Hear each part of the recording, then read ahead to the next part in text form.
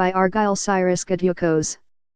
Malacanang welcomed the passage of the Philippine HIV and AIDS Policy Act and called for unity to address the issue during today's celebration of the World AIDS Day.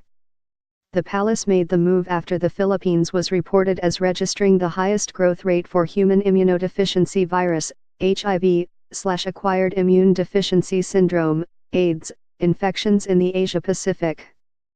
Presidential spokesperson Harry Roque, Jansen Romero/Manila Bulletin.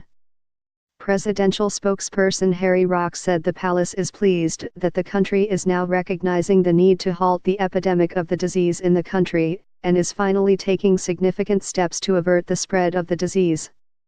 The passage of the Philippine HIV and AIDS Policy Act will serve to strengthen the Universal Health Coverage (UHC) Act, given that the UHC covers preventive health services, said Roque, one of the principal authors of House Bill, HB 6617.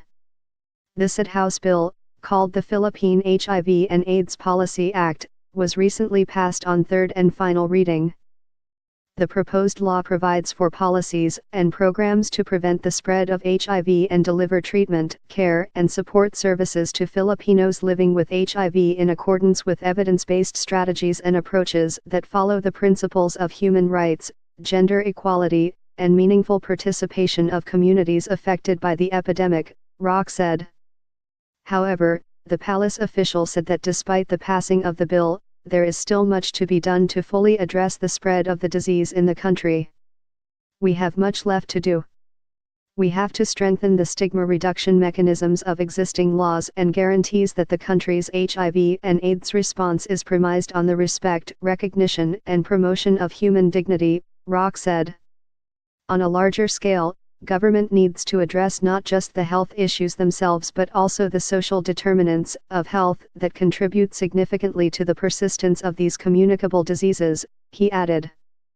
Roque also urged the public to help raise awareness of the disease and decrease, if not fully quell the level of stigma on those infected.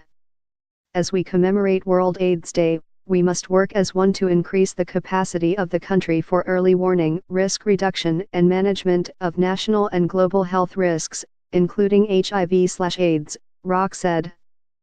We urge all Filipinos to help end the stigma of HIV/AIDS and contribute to prevent the spread of the disease. Together, let us support the government in this endeavor, he added. The Department of Health, DOH, today said HIV/AIDS continue to pose a significant threat to Filipino families as many countries continue to face the health issue. Citing data from the Joint United Nations Programme on HIV and AIDS, UNAIDS, the DOH said there are a total of 36.7 million people living with HIV, PLHIV, globally last year. 33 years after the first case of HIV was detected in the Philippines, the country now has a total of 46,985 HIV-positive cases reported from January 1984 to August 2017. The total number of PLHIV in the Philippines is estimated to reach 142,000 by 2022, and 313,000 by 2030, the DOH said in a statement.